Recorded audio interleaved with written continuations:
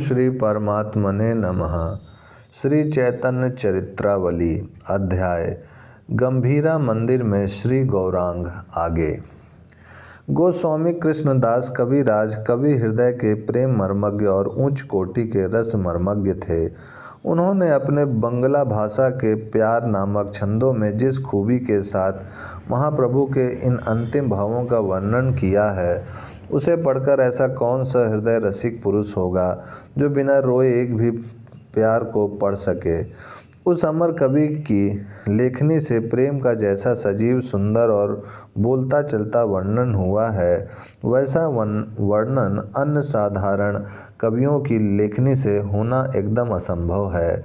प्रेम का प्रसंग एक तो वैसा ही जटिल है, फिर उसे मानवीय भाषा की कविता में वर्णन करना तो सचमुच ही महान प्रतिभा और घोर साहस का काम है।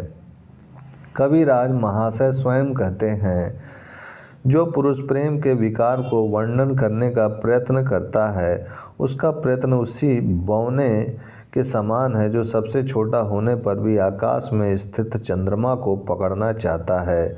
जिस प्रकार अनंत अथाह महासागर में से वायु एक कण को उड़ा लाती है, उसी प्रकार श्री कृष्ण प्रेमावपय का एक कण जीवों को स्पर्श कर सकता है। क्षण क्षण में प्रेम की अनंत तरंगें उठती हैं, भला साधारण जीव उनका पार कैसे पा सकता है।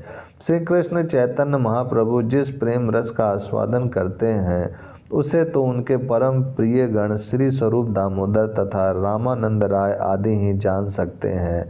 ऐसा कहकर उन्होंने अपने को भी प्रेम तत्व के वर्णन करने का अनधिकारी साबित कर दिया है, और आप उसी का समर्थन करते हुए स्पष्ट स्वीकार भी करते हैं। श्री गौरांग महाप्रभु की अत्यद्भुत अलौकिक दिव्य उन्माद कारक चेष्टाओं को जिन्होंने श्री रघुनाथ दास जी ने अपनी आँखों से उन चेष्टाओं को प्रत्यक्ष देखा है, उन्हीं के मुख से सुनकर मैं लिखता हूँ। इस बात से तो अब संदेह के लिए कोई स्थान ही नहीं रह जाता। यदि कोई साधारण मनुष्य उनसे इस बात को कहता तो वे उसका विश्वास भी न करते, किंतु जब साक्षात रघुनाथ जी ही उनसे कह रहे हैं, जो कि निरंतर 12 वर्षों तक प्रभु के समीप ही रहे थे, तब तो उन्हें भी विश्वास करना ही पड़ा। इस बात को वे स्वयं कहते हैं। अर्थात महाप्रभु के इन दिव्य उन्मादकारी भावों को यदि कोई इतर पुरुष कहता तो संभवतः निश्चय भी ना होता, किंतु सदा प्रभु के संग रहने वाले रघुनाथ जी ने अपने मुख से इन भावों को मुझे बताया, तब मैंने इन्हें अपने ग्रंथों में लिख दिया। इसमें अब शंका के लिए स्थान ही नहीं। इस प्रकार स्थान स्थान पर उन्होंने इन भावों को अवर्णनीय बताया है और 7 अध्यायों में बड़ी सुंदरता से वर्णन करके अंत में कह दिया है। अर्थात महाप्रभु की गंभीरा लीला कुछ जानी नहीं जा सकती। बुद्धि का तो वहाँ प्रवेश ही नहीं, फिर वर्णन कैसे हो सकता है। जिस प्रेमोन्मादकारी लीला को वर्णन करने में प्रेम के एकमात्र उपासक, गौर कृपा के पूर्ण पात्र तथा आयु भर वृंदावन में ही वास करके प्रेम की साधना करने वाले कविराज गोस्वामी अपनी वृद्धावस्था से कांपती हुई लेखनी को ही असमर्थ बताते हैं, तो हम कल परसों के छोकरे जिनका कि प्रेम मार्ग में प्रवेश तो क्या झुकाव भी नहीं हुआ है, ऐसे साधारण कोटि के जीव उसका वर्णन ही क्या कर सकते हैं। हमारे लिए तो सबसे सरल उपाय यही है कि इस प्रसंग को छोड़ ही दें, किंतु इस प्रसंग को छोड़ना उसी प्रकार होगा जिस प्रकार दूध को दूहकर, औटाकर, जमा कर और उसका दही बनाकर दिन भर मथते रहें और जब मक्खन निकलने का समय आया तभी उसे छोड़ बैठे। महाप्रभु के जीवन का यही तो सार है। यहीं पर तो प्रेम की पराकाष्ठा होती है, यहीं तो उनका जीवों के लिए अंतिम उपदेश है। इसी को तो ध्रुव लक्ष्य बनाकर साधक आगे बढ़ सकते हैं। इसीलिए इसे छोड़ देना मानो इतने सब किए के राय को बिना सार समझे छोड़ देना है। इसीलिए हम इसका अपनी क्षुद्र बुद्धि के अनुसार उन्हीं कविराज गोस्वामी के चरण चिन्हों का अनुसरण करते हुए वर्णन करते हैं।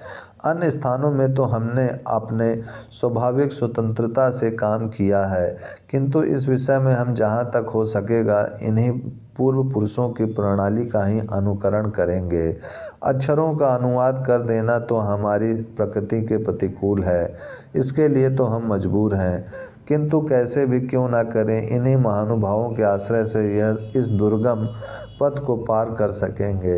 इसीलिए श्री चैतन्य देव के दिव्य उन्माद के वर्णन करने के पूर्व अति संक्षेप में हम पाठकों को यह बता देना आवश्यक समझते हैं कि ये प्रेम के भाव, महाभाव तथा विरह की दशा कितनी होती है और इनका वास्तविक स्वरूप क्या है। इस विषय पर मधुर रति के उपासक वैष्णवों ने अनेक ग्रंथ लिखे हैं और विस्तार के साथ इन सभी विषयों का विषाद रूप से वर्णन किया है। उन सब को यहाँ बताने के लिए ना तो इतना स्थान ही है और ना हम में इतनी योग्यता ही है।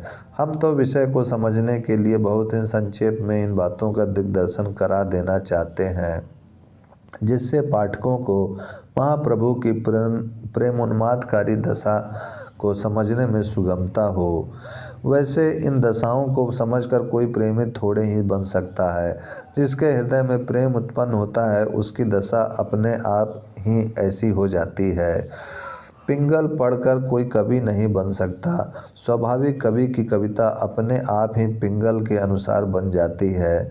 इसीलिए इन बातों का वर्णन प्रेम प्राप्त करने के निमित्त नहीं, किंतु प्रेम की दशा समझने के लिए करते हैं। ओम शांति शांति शांति।